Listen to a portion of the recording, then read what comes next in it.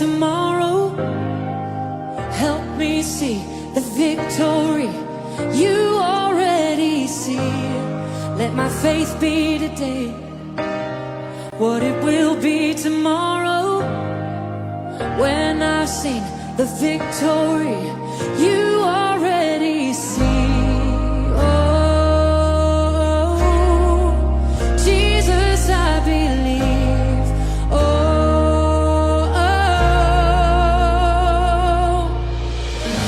we need a miracle.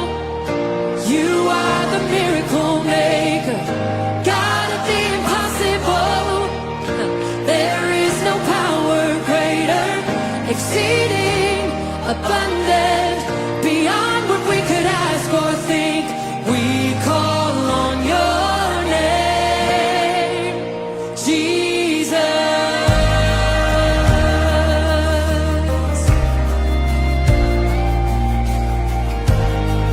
Yeah.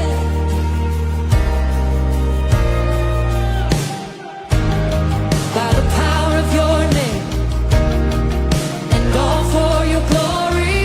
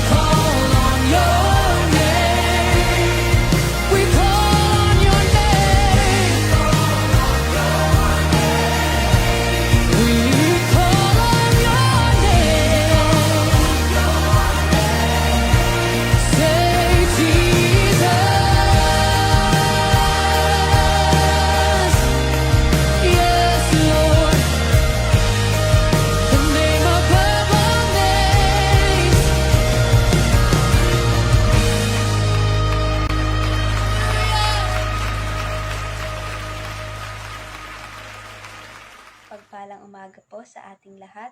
Bago po tayo dumako sa ating pag-aaralan, tayo po muna ay sumaglit na manalangin. Dakilang Diyos, aming Ama, maraming salamat po sa araw na ito na kami po ay iyong ginising pa. Tunay na napakabuti mo po sa amin. Patawarin mo po kami sa aming mga nagawang kasalanan. Bigyan mo po kami ng kaalaman na maunawaan po ang inyong mga salita na aming pag-aaralan sa umagang ito. Ikaw lamang po ang madakila sa aming buhay. Ito po ang aming panalangin sa pangalan ni Jesus. Amen. Ayan, tayo po ngayon ay nasa Deuteronomy chapter 7 na po. At dito muna po tayo sa unang bahagi, ang bayang hinirang ni Yahweh, verses 1 to 11 po. Pagdating ninyo sa lupaing ibibigay sa inyo ni Yahweh, at kapag nasakop na ninyo ang 7 bansang nauna sa inyo roon, Heteo, Girgeseo, Amoreo, Kananeo, Perezeo, Hivita, at Jebuseo, mga bansang mas malakas at mas makapangyarihan kaysa inyo. At kapag sila'y ipinaubaya na ni Yahweh sa inyo, lipulin ninyong silang lahat. Huwag ninyo silang kaaawaan, at huwag kayong gagawa ng kasunduan sa kanila. Huwag kayong papayag na mapangasawa ng inyong mga anak ang kanilang mga anak, sapagkat tiyak na ilalayo nila ang inyong mga anak kay Yahweh, at pagsasambahin sa kanilang mga Diyos-Diyosan. Kapag nagkaganoon, magagalit sa inyo si Yahweh, at kayo'y kanyang lilipulin agad. 5. Kaya nga, gibain ninyo ang kanilang mga altar, pagputol-putulin ang kanilang mga sinasambang haligi, durugin ang mga imahe ng kanilang Diyosang si Asherah, at sunugin ang mga Diyos-Diyosan. Kayo ay bansang itinalaga kay Yahweh. Hinirang niya kayo sa lahat ng bansa upang maging kanyang sariling bayan. Pinili niya kayo at inibig hindi dahil mas marami kayo kaysa ibang mga bansa. Pinakakaunti sa lahat. 8. Pinili niya kayo dahil sa pag-ibig niya sa inyo at sa kanyang pangako sa inyong mga ninuno. Ito rin ang dahilan kaya niya kayo niligtas sa kamay ng Faraon sa pamamagitan ng kanyang kaya't pakatatandaan ninyong si Yahweh na inyong Diyos ay Diyos, at siya ay Diyos na hindi marunong sumira sa pangako.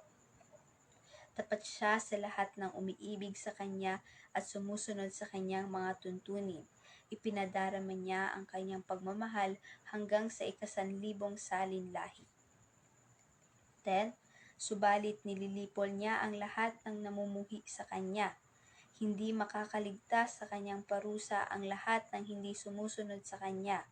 Kaya sundin ninyo ang kautusan at ang mga tuntuning ito na ibinibigay ko sa inyo ngayon. Sa verses 1 to 3 po, pinaalalahanan po ng Diyos ang Israel na kapag dinala sila sa lupang pangako, haharap po sila sa mas malakas at malaking mga bansa.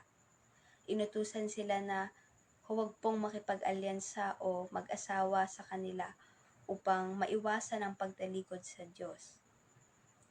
Nabasa rin po natin sa talata 4 to 6 na ipinaliwanag na ang pagsuway sa utos na ito ay magbubunga po ng paglayo sa Diyos at pagkakaroon ng parusa. Ang dahilan po ng utos ay dahil ang Israel ay itinalaga bilang isang banal na bayan. Isang bayang pinili po ni Yahweh mula sa lahat ng bansa.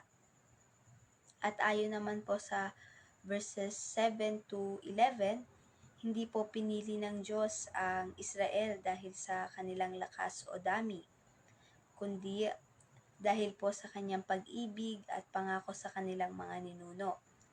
Pinaalalahanan silang maging tapat sa Kanya at sundin po ang kanyang mga utos.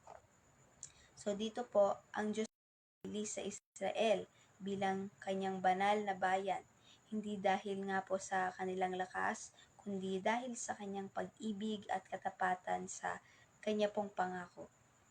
sa utos po na huwag makisama o mag-alyansa sa iba pong mga bansa. Pinapakita po rito na pahalagahan ang ating pagkakatalaga sa Diyos at lumayo po sa anumang bagay na maaaring maglayo sa atin sa Kanya. Ang ating pamumuhay ay dapat sumasalamin sa atin pong pananampalataya at katapatan sa Diyos. So, sa naman po tayo sa pangalawang bahagi na po, ang pagpapala ng pagiging masunurin. Ito po ay verses 12 to 26. Verse 12, kung taos-puso ninyong susundin ang mga utos na ito, tutuparin naman ni Yahweh ang kanyang kasunduan, at patuloy niya kayong iibigin tulad ng ipinangako niya sa inyong mga ninuno. Iibigin, pagpapalain, at pararamihin niya kayo. Magkakaroon kayo ng maraming anak at bibigyan ng masaganang ani, inumin at langis. Pararamihin niya ang inyong mga hayop. Tutuparin niya ito pagdating ninyo sa lupaing ipinangako niya sa inyong mga ninuno. Pagpapalain niya kayo ng higit sa alinmang bansa. Walang magiging baog sa inyo, maging tao o maging alagang hayop man. 15. Ilalayo niya kayo sa mga karamdaman, alinman sa mga sakit na pinaranas sa mga Egyptyo ay hindi niya padadapuin sa inyo, kundi sa inyong mga kaaway. Pupuksain ninyo ang lahat ng bansang ipapasakop ni Yahweh na inyong Diyos sa inyo. Huwag ninyo